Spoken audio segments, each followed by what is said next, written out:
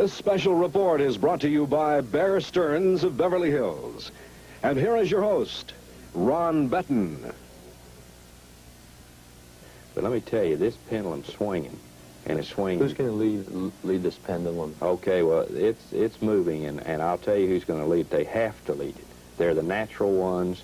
They've got to do it. It's their fiduciary responsibility, and I'm talking about the institutional holders. They need to set up policy within their own organizations where they are going to leave the decision in those organizations as to what they're going to do about voting on different situations for companies. I'm talking about shark repellents, takeover, amendments to the charter, talking about any deals that might be offered up, things like this. And they shouldn't, for a minute, a stockholder should, for a minute, be led or have a smoke screen put on them about green mail and say we're doing all these things so we won't have green mail. That is absolutely out of the question. And management's going to find out that stockholders are not stupid people. They're bright people. They had the money. They bought the stock, and they're entitled to make the decision. And they're going to do it. And the institutional holders have got the research available to them. It's at their fingertips. They have a fiduciary responsibility in their charters to do the best they can for the stockholders. And that's exactly the people that are going to lead in this swing of this pendulum. And the other common stockholders are going to come along. Now, the way I see this taking place is that you can see they have the research, they have the fiduciary responsibility, they make the decision, but they publicize that decision. They don't just send in the proxy card. They say how they voted, because they're going to bring some people in with them on that. And this is going to bring the accountability back into the whole system. It's going to make managements responsive to stockholders, and more than anything else, it's going to make stockholders realize they do own these companies, and it's going to make managements understand that the stockholders own the company and the management does not own the company. It's the shareholders. That's right. Here we come. Here we go this for is the the shareholders' revolt. Oh.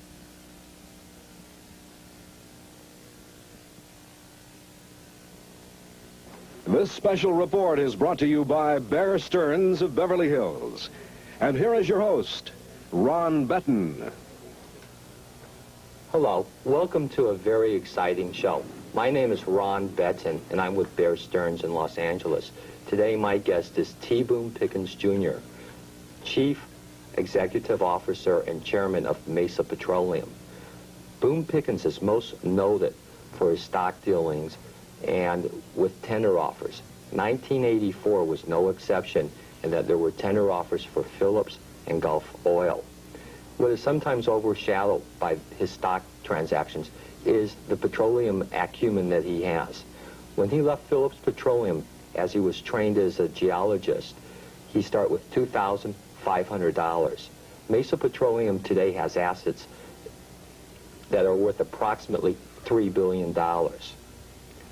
If you had bought 1,000 shares of Mesa Petroleum when it was founded in 1964, today that stock holdings would be worth approximately $300,000. Without any further ado, I'd like to welcome Boone Pickens to my show. Thanks, Ron. I'm glad to be here. Boone, I've given a brief sketch of some of the success story. It's a little bit of an American Horatio Alger story. What are some of those keys to your success?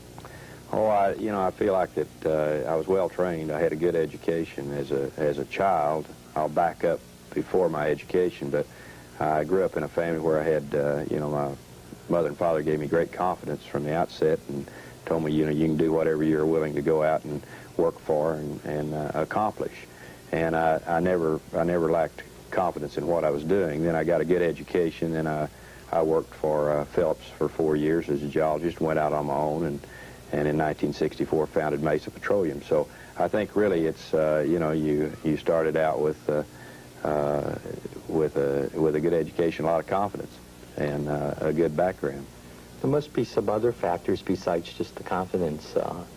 Can maybe we get a little bit more? Well, we feel like that you never have to bend the rules to win. They're there to follow, and everybody has to play by them. We make it very clear to our people at Mesa that you never have to cheat to win. Just get there a little earlier and stay a little later, and you can wear the opposition down. And we built a good exploration department at Mesa, a good operations department. We have a good financial group working all the time. We know exactly what our mission is, and that is that we all work for the stockholders of the company. There's never been any doubt about that. I know who pays me, and I know who I work for.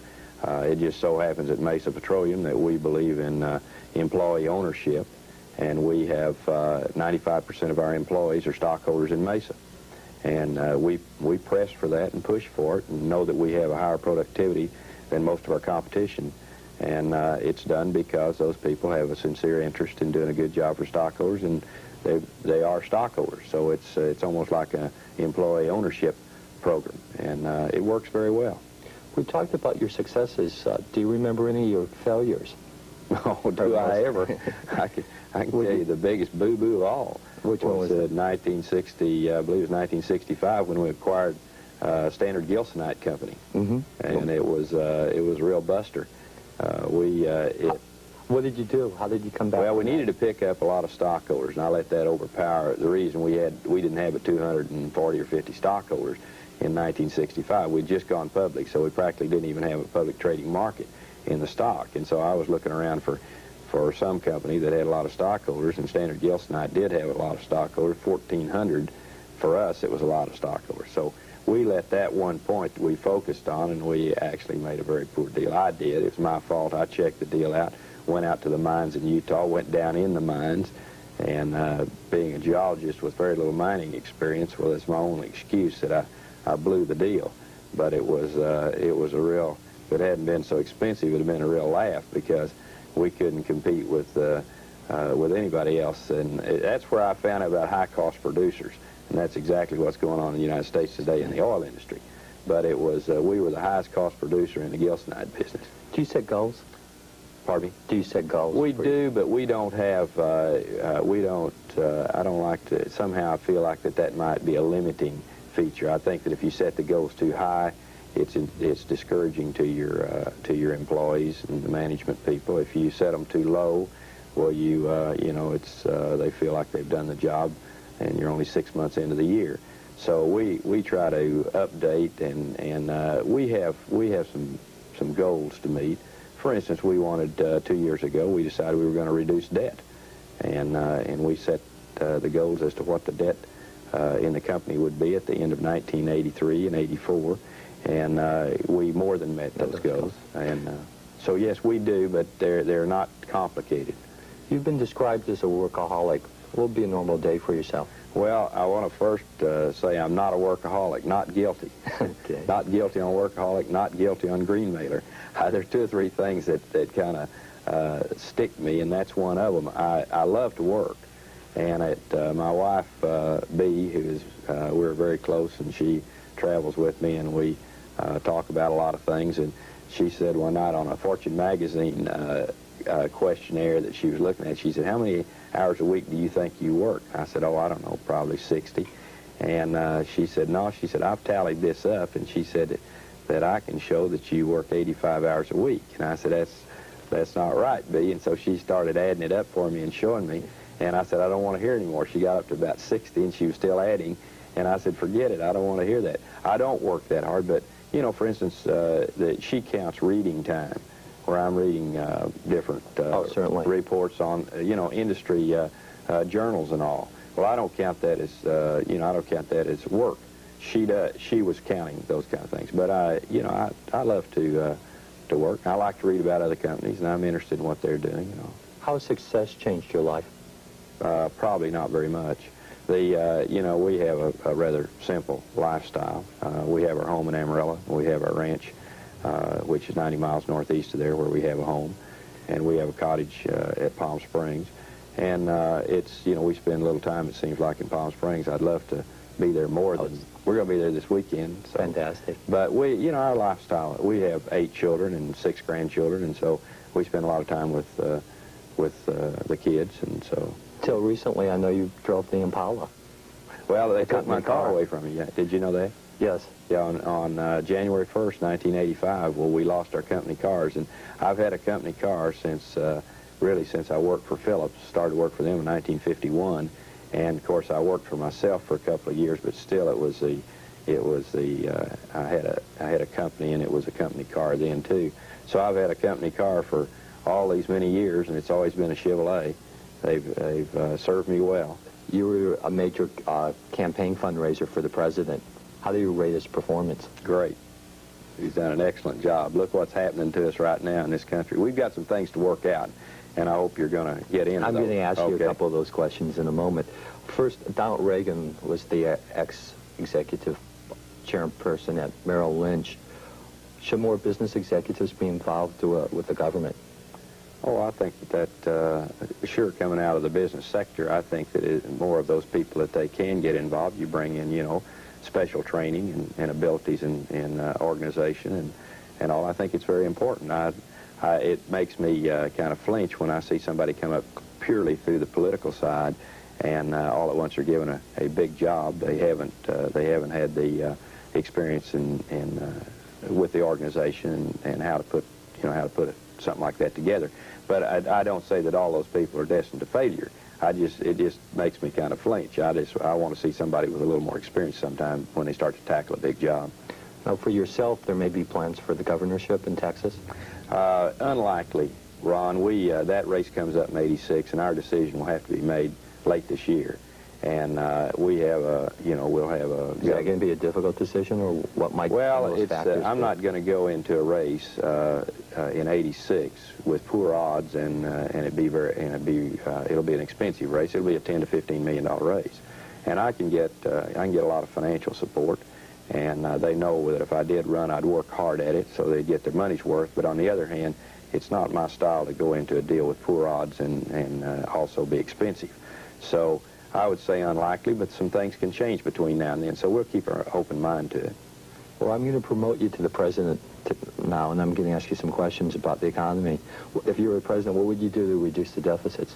Oh, I think there are going to be some trade-offs coming on that. I think both sides, Republican and Democrat sides, are ready to. They're tired of it, and of course. In this '84 election, we had people running on a Republican ticket. We're certainly talking about reducing the deficit. We had the Democrats doing the same thing. So I think everybody's pretty well gotten themselves in the position they're going to do it. Now, how they're going to do it, there are going to be some trade-offs. Is it going to be tax simplification? I don't think so. I don't think you're going to see any tax simplification bill in 1985. It comes after the budget discussions. I think the budget and the reduction of the deficit and all is going to be the key issue. I think it will be accomplished, and I think it'll be accomplished by trade-offs on the entitlements and also in the defense spending, too. Also today in the news is our foreign trade deficits, even with the price of oil being at lower prices, we're running at record levels. What can we do about that? Well, we've got a very strong dollar, which is causing problems there, and I think you're going to see that addressed also. I like the way things are going, but we need to get a couple of these situations behind us and work through our problems. But not everything's perfect, but it's sure a lot better than it was 4, 5, 6 years ago, wasn't it? Some of the tax laws have greatly affected you, particularly in the case of the royalty trust. Hit us right in the chin, exactly. Is all. Yeah. But that was the Tax Reform Act of '84, and it knocked out the royalty trust. You know who wanted that knocked out, of course?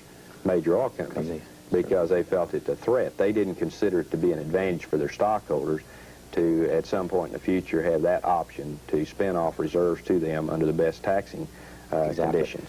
To review for my viewers, the royalty trust was something that Mr. Pickens had spoken about quite a bit in the press, and the idea of setting up a royalty trust would have saved corporations from paying first and then the individual shareholders then paying on dividend income. Also, the government... we spun off that trust in '79. Exactly. Yeah. Now, also, the new tax laws are disallowing interest expense deductions from borrowed shares, which would be an attempt to prevent takeovers in the future, too. Well, you spoke of the royalty trust, which was certainly against stockholders. Certainly. I mean, that was unfortunate, but against stockholders. Takeovers, mergers and acquisitions are also, when you start getting legislation against that, the deductibility of interest and all, and you've got some other things that are coming up in this Congress, too. That also is against stockholders. And, you got 42 million stockholders in corporate America today. 42 million, that's 1 out of every 6 people, and you got to believe they probably got a spouse. So now you've got, you know, a lot of people out there, somewhere between 42 and 100 million probably, and you got a child in the house and everything else. So you've got, I think we figure about 3 voters in a house. Well, that's going to start to make an impact on some of these politicians, that you're fooling around with a constituency that is very, very large.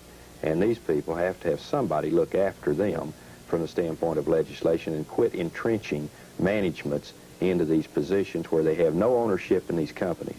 No ownership. In fact, the 4 companies that we were so deeply involved with, City Service, General American, Gulf, and Phillips, the managements of those companies own less than 1/10 of 1% of the company. Now, can you believe that their interests are always that of the stockholders? No, their interest is primarily that of management, is what it is. So you've got to have somebody who's going to take care of this great majority out here. You've been quoted as saying that many of the major publicly held corporations are fiefdoms from the Middle Ages, where... That's exactly what they are. Without having any managements, I'll bet you if you'll put a polygraph on most of these managements of these companies that have no ownership, they will tell you they believe that the company is owned by the management and not by the stockholders. And here you got these people, they can order out airplanes, they can buy hunting leases, and they can buy ranches, they can buy fishing lodges, whatever they want to entertain themselves. All with the stockholders' funds. They have no risk themselves, no financial risk. They have a very low position in the company as far as ownership is concerned, but they still have total control of the assets. Lee Iacocca, in his book, which I'm sure you've read, exposed a certain individual was in that regard. Sure.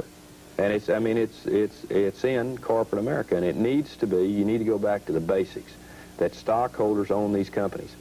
And the stockholders should decide if they have an offer, a premium to market offer to the company, and the management standing there. You know, you and I have seen this many, many times where the management's saying, no, it's not in your best interest. Let me tell you something. If a stockholder, I have great feelings for stockholders, and as you well know, yeah, and my feeling is that a person goes out and makes the money, then they make the investment. And of course, I'm always delighted if they select Mesa Petroleum, and we're going to do everything we can for that stockholder to make money for them. But here a person makes the money, makes the investment. I think they have the intelligence to decide whether they want to take a premium to market offer. And any management stand up there in front of them and say, no, you don't want to take this offer, it's not in your best interest. I think that's absolutely is ridiculous that a management do that. Anytime a premium to market offer comes in to Mesa Petroleum, that offer is going to go directly to stockholders. We're not going to stand in between that. I'll try to get a better offer. I'll try to beat the price. But once that's it, the stockholders can decide whether they want to take it or not. How about green mail? Green mail? There would never be a green mail deal if there wasn't weak management. That's just exactly where you are. And you have a simple solution to that. What would be the answer for green mail? The answer to green mail is that managements and the board of directors of companies should come out with a statement that says we will not pay a premium to market for anybody's stock unless we offer it to all of our stockholders. Now, that's it. Everybody gets a crack at the same deal. Now, why in the world Corporate America, listen. Yeah, why in the world Texaco would go pay Sid Bass $50 a share for Texaco stock and take a 10-point hit in about a week on the stock? Why wouldn't you offer that to all your stockholders? Why would you single out one group? With a breath of fresh air, there is now the ESOP, the employee ownership programs, which I think you're in favor of. Anything that favors employee ownership, I'm for it. And the ESOP programs do that. In our case, we can't have an ESOP because our benefits are at a level for our employees that we can't add any other programs. We're at the maximum level. Let me just, before we go too far on that, getting away from that green mail, just a thought. I don't blame the Basses in the Texaco deal at all. Not at all. I think that the Texaco management broke down to the Basses because they had the large position and bought them out because for some reason or other they were frightened by them. But managements are the ones that submit to these payments and buy the stock back at a premium to market. You mentioned the Bass name. Also, Irvin Jacobs, Ivan Boesky, Victor Posner, Sal Steinberg, and yourself, and some media have been all lumped together. Is that fair to yourself? No, it's not fair because we have never once negotiated a green mail deal with any management. We haven't even hinted at it. And if we'd have wanted to take green mail in the Phillips deal, we could have taken it 3 days after we surfaced as an owner and filed our 13D. And we surfaced on December 4th, and we were contacted by December the 7th. So there would be no trick to take green mail if we wanted to do it. Let's talk about that Phillips transaction. Where does it stand now? Well, the Phillips has their proxy material out, stock of record on February 1st, and the vote will be on February 22nd. So we're coming up on it pretty fast here. And one of the conditions that you made sure was that, in fact, the employees would have a right for ownership within Phillips. That's right. We negotiated with Phillips very hard that the employees would buy 38% of the stock. Now, it's interesting because I've had a very large stockholder call me and say that they would vote against it on February 22nd because the employees were stealing the company from the common stockholders. I've also heard from the employees, and they say, we don't like the deal because we're going to be saddled with debt. So you've got two very, very different opinions about what's going on here. But I think in the absence of another offer, that there's no doubt in my mind that it will carry, the recapitalization plan will carry on February 22nd. What if, in fact, there was a tender offer? The rumor is Pennzoil or Owen Jacobs or Carl Eichhorn. Is it possible that you may be resurfacing as a white knight in this case? Oh, I don't know. I mean, you're getting very hypothetical now, Ron. I don't know what the offer might be, but we are committed to the recapitalization plan up to $53. If it goes beyond that, then we are released to do whatever we want to do. I mean, if somebody came in with a 55 offer or something like that, which I frankly think is a little bit unlikely. No, life has its turn of events. Whereas, in fact, my question: were you surprised by the Boom Buster T-shirts and the things that were happening in Bartlettville? You said you were going to go and live there. You worked for Phillips at one time. You know those people well. That did surprise me because I'm a native Oklahoman and lived there till I was 16, went to school at Oklahoma State University. We've been very generous, my wife and I have, with that university, personally. And we're well known in Oklahoma. She's from Oklahoma, lived in Oklahoma City 21 years. And you had every intention to run the company out of Bartlettsville? Listen, if we were going to put $2 billion in deal, I'm going to follow my money. There's no way I'd try to run it long distance, and you couldn't move it. It's too big to move. Well, the other thing, too, is that Gulf Oil, about the same time that the Phillips transaction was going on, I noticed that their headquarters is now up for sale in Pittsburgh. Yeah, they have the intention of going and living in Pittsburgh as well. That's exactly what we said. We said the same thing with City Service. We said we will move to Tulsa. We told Gulf Oil people, we said we'll move to Pittsburgh. We told Phillips we'll move to Bartlesville. When I look back on it now, and Bea said the other night, she said, you know, she said, I think out of the three places, she said, I'd rather live in Pittsburgh. So. Well, the one thing with management, there's only 400 or 500 of you at Mesa. Certainly, many of their jobs still would have been saved. Sure. If we had merged with any one of those three companies, Mesa only has 650 employees. I mean, there would be very little overlap of jobs. But when you start putting City Service with Occidental and you start putting Gulf Oil with Chevron, you're going to have tremendous overlap. What's going to happen in the next 5 to 10 years in the oil industry? What's going to happen? There'll be further contraction. You'll see more refinery closings. We've had 103 refineries closed in the last 3 years. And you've got OPEC plus Egypt and Mexico raising their refining capacity another 1,200,000 barrels a day, which will all come on by 1988, which is going to cause more downstream pressure on the refining business. Where do you see oil prices going? Down from here. Any dollar level? Oh, I think I'm hopeful you're going to, well, the statement I made the other day that I think a year from now you'll see it down to 23, 24. Now, is it profitable for Mesa to go out and explore? Let me tell you, you got to look at the deals very, very close. And then after you look at them close and the margin of profit is getting squeezed all the time, and then you have the uncertainty that prices for oil will even drop further. And today you have a very, very poor market for natural gas. You can't hardly get a gas well connected. You've also had the transmission companies market out on the contracts, and the market clearing price today for natural gas is probably down around $2.60, which is even cheaper than it was last year. So this creates a great deal of uncertainty for the industry. Are there going to be any more mega oil deals, combinations? I somehow don't think there is. I think that the Chevron Gulf, Texaco Getty deals, and Mobil Superior, I think those have really been there's a question there as to what's going to come out. And again, I come from the stockholder's position. If I look at the Chevron Gulf deal, I know exactly what it did for the Gulf stockholders. It paid them a premium, a huge premium to market. I mean, about 40 points, which was $6.5 billion profit to 400,000 stockholders. Can I quantify what happened on those four situations? City Service, the stockholders, we believe we were instrumental in getting $3 billion profit for those stockholders. For the General American stockholders, made about 500 or 600 million. The Gulf stockholders, we were able to upgrade the price of their stock by $6.5 billion. And Phillips has already picked up, that stock's probably a $35 stock selling at 47, so that's about almost $2 billion in the marketplace today, and the management's promised another 6 points, 53 to the stockholders, which would be another $1 billion. Here you got about $2.5–3 billion in Phillips, 6.5 in Gulf, 600 million in General American, and about $3 billion in City Service. I think that tallies about $13 billion. And Mesa's profit in that was? Mesa's profit in it was about almost $700 million pre-tax. But remember again, that $1,300 billion, that went into the pockets, directly into the pockets of 750,000 stockholders. And I think that is very, very important. A value added and a catalyst to these transactions. Boone, let's focus in on that $13 billion. Okay, Ron, I went over it a little bit quick maybe, but off of those four deals, there's been $13 billion made for 750,000 stockholders.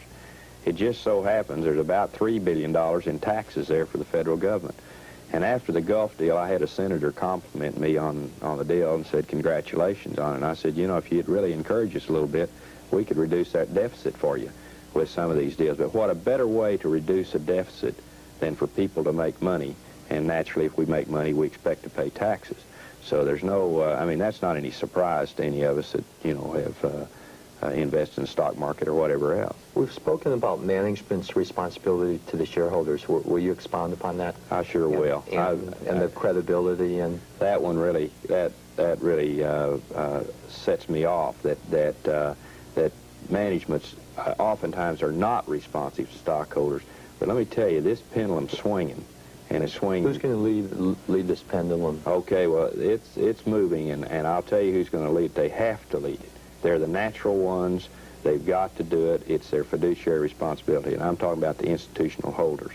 They need to set up policy within their own organizations where they are going to leave the decision in those organizations as to what they're going to do about voting on different situations for companies. I'm talking about shark repellents, takeover, amendments to the charter, talking about any deals that might be offered up, things like this. And they shouldn't, for a minute, a stockholder shouldn't for a minute be led or have a smokescreen put on them about green mail and say we're doing all these things so we won't have green mail. That is absolutely out of the question. And management's going to find out that stockholders are not stupid people. They're bright people. They had the money, they bought the stock, and they're entitled to make the decision, and they're going to do it. And the institutional holders have got the research available to them. It's at their fingertips. They have the fiduciary responsibility in their charters to do the best they can for the stockholders, and that's exactly the people that are going to lead in this swing of this pendulum. And the other common stockholders are going to come along. Now, the way I see this taking place is that you can see they have the research, they have the fiduciary responsibility, they make the decision, but they publicize that decision.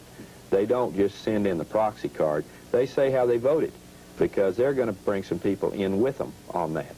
And this is going to bring the accountability back into the whole system. It's going to make managements responsive to stockholders, and more than anything else, it's going to make stockholders realize they do own these companies, and it's going to make managements understand that the stockholders own the company and the management does not own the company.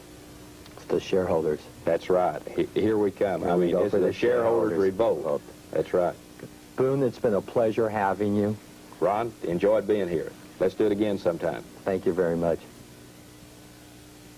This special report has been brought to you by Bear Stearns of Beverly Hills. Your host has been Ron Betten.